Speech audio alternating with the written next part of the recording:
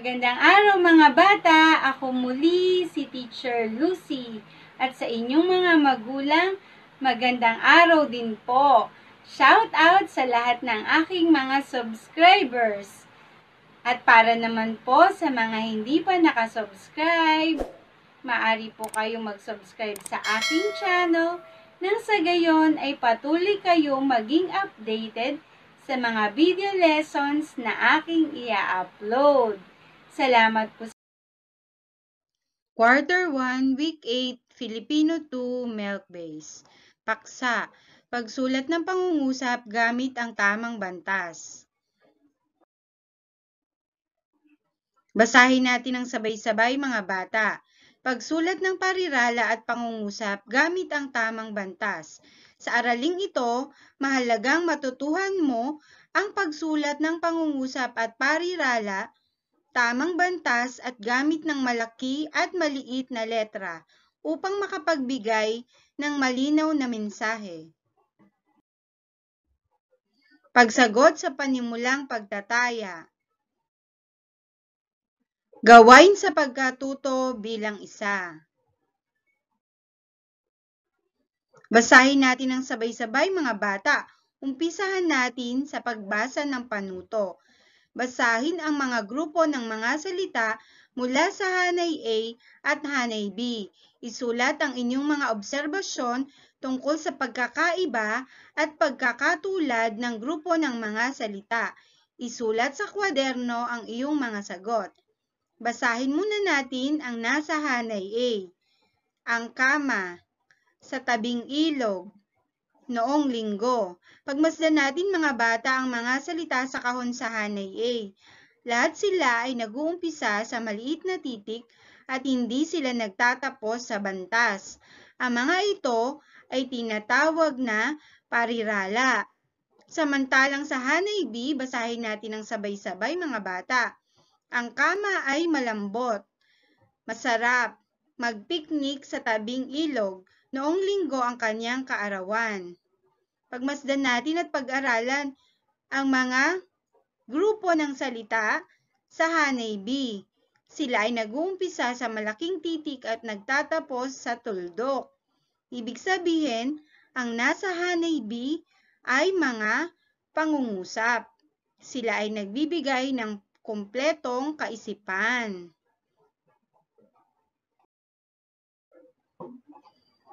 Gawain sa pagkatuto bilang dalawa.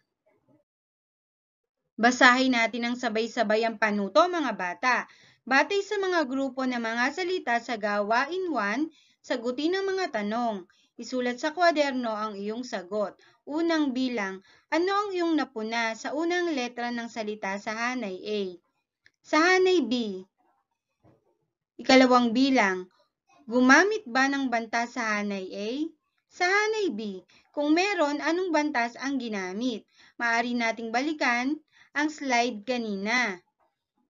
Ikatlong bilang, sa iyong palagay, ano ang tawag sa grupo ng mga salita sa hanay A at sa hanay B? Tinalakay din natin ito mga bata. Ikaapat na bilang, nagpapahiwatig ba ng kompletong mensahe ang grupo ng mga salita sa hanay A? Sa hanay B, mga bata, tinalakay din ito ni teacher kanina, kaya maaari nyo ding balikan ang ating video. Galingan nyo ang pagsasagot. Gawain sa pagkatuto bilang 3. Basahin natin ang sabay-sabay mga bata. Unahin natin ang panuto bago natin sagutan ang mga bilang. Isulat ang P kung parirala ang lipon ng salita at PG kung pangungusap. Isulat ang iyong sagot sa kwaderno. Unang bilang, si Lara ay isang magandang dilag. Ano ba ito, pangungusap o parirala? Ikalawang bilang, mga kalahok sa patimpalak. Ano kaya ito, pangungusap o parirala? Katlong bilang, malinis ang silid aklatan. Sagutin nyo nga kung ito ay parirala o pangungusap. Ikaapat na bilang, maayos ang mga kagamitan ni Lito. Ito ba ay pangungusap o parirala? Ika-5 bilang, masamang magalit. Ito ba ay pangungusap o parirala? Galingan niyo ang pagsasagot, mga bata. Gawain sa pagkatuto bilang 4. Basahin natin ng sabay-sabay, mga bata. Unahin muli natin ang panuto. Isulat sa kwaderno ang mga lipon ng salita at tukuyin kung ito ay parirala o pangungusap. Tandaan natin, ang parirala ay grupo ng mga salita, subalit hindi nag-uumpisa sa malaking titik at wala ring bantas na ginagamit, at hindi nagbibigay ng kumpletong mensahe o kaisipan. Samantalang ang pangungusap ay nag-uumpisa sa malaking titik, nagtatapos sa iba't ibang bantas, at nagpapahayag ng kumpletong kaisipan o mensahe. Basahin na natin ang unang bilang. Naku! Nahulog ang bata sa duyan! Ikalawang bilang, masayang naglalaro ang mga bata. Ikatlong bilang, mga halaman sa hardin. Ika-4 na bilang, pasyente sa ospital. Ika-5 bilang, magkano po ang 1 kilong mangga? Galingan niyo, mga batang pagsasagot, at maaring i-pause ang video habang kayo ay nagsasagot. Gawain sa pagkatuto bilang 5. Sabayan niyo si teacher sa pagbasa, mga bata. Umpisahan natin ang pagbasa ng panuto. Isulat sa kwaderno ang mga sumusunod na pangungusap. Iwasto ang hindi tamang paggamit ng malaking letra. Tandaan niyo, mga bata, ang inyong susulatin ay puro pangungusap. Saan ba nag-uumpisa ang pangungusap? Tama, sa malaking titik. At saan nagtatapos ang isang pangungusap? Wasto, sa isang bantas. Basahin natin ng sabay-sabay ang unang bilang. Si Romy ay masunuring bata. Ikalawang bilang, pupunta kami sa Maynila. Ikatlong bilang, ang kanyang kaarawan ay sa ika-7 ng Agosto. Ika-4 na bilang, gusto kong makarating sa Rizal Park. Ika-5 bilang, ang tatak ng kanyang lapis ay Mongol. Mga bata, galingan niyo ang pagsasagot, at isa pang dapat tandaan ay ang napag-aralan natin ng mga nakaraang aralin. Ang pagsusulat ng malaking titik kung ito ay pangalang pantangi ng tao, bagay, lugar, at pangyayari. Galingan niyo, mga bata, ang pagsasagot. Maaring i-pause ang video. Gawain sa pagkatuto bilang 6. Mga bata, balik-aralan muna natin ang mga bantas bago natin sagutan ang gawain sa pagkatuto bilang 6. Una na ang tuldok. Ito ay ginagamit sa mga pangungusap na pasalaysay, pakiusap at pautos. Tandang pananong. Ito ay ginagamit sa mga pangungusap na nagtatanong. Tandang padamdam. Ito ay ginagamit sa mga pangungusap na nagpapahayag ng matinding damdamin o emosyon. Galingan niyo ang mga bata sa pagsasagot ng kasunod na aralin. Basahin natin ang sabay-sabay, mga bata. Unahin natin ang panuto. Isulat sa kwaderno ang mga pangungusap. Lagyan ng angkop na bantas ang bawat pangungusap. Unang bilang, sunog! Sunog! Ikalawang bilang, ano ang ibig mong sabihin? Ikatlong bilang, mahal ko ang aking mga magulang. Ika-4 na bilang, natatakot ka ba? Ika-5 bilang, ang aking ina ay isang guro. Tandaan niyo, mga bata, ang paggamit ng wastong bantas. Galingan niyo, mga bata. Basahin natin ang sabay-sabay, mga bata.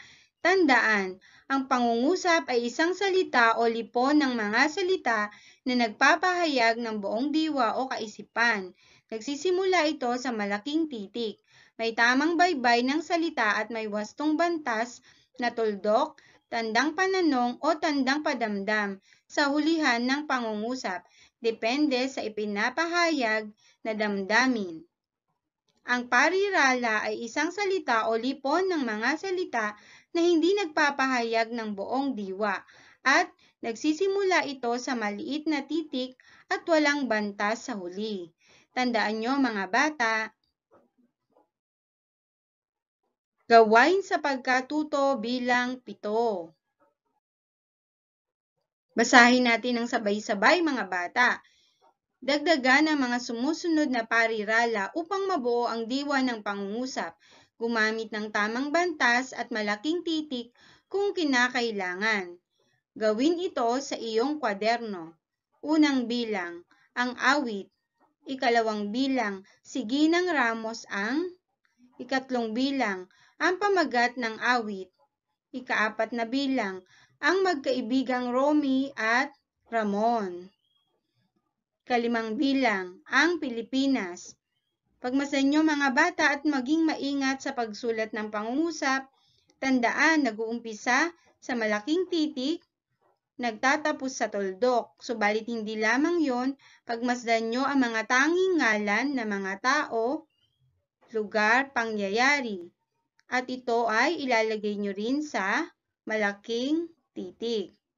Galingan nyo mga bata, maaring i-pause ang video. Gawain sa pagkatuto bilang 8. Basahin natin ng sabay-sabay mga bata. Tingnan ang bawat larawan. Magsulat ng isang pangungusap at isang parirala. Gamitin ang naaangkop na bantas. Baybay, maliit at malaking letra.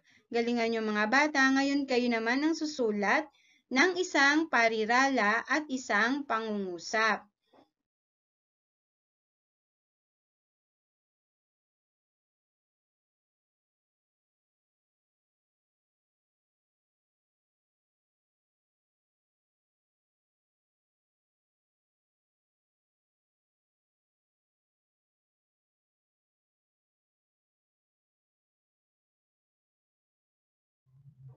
Tayo na mga bata, masdan natin ang mga larawan na nasa kahon. Sa unang bilang, si teacher. Sa ikalawang bilang, isang batang nagdidilig.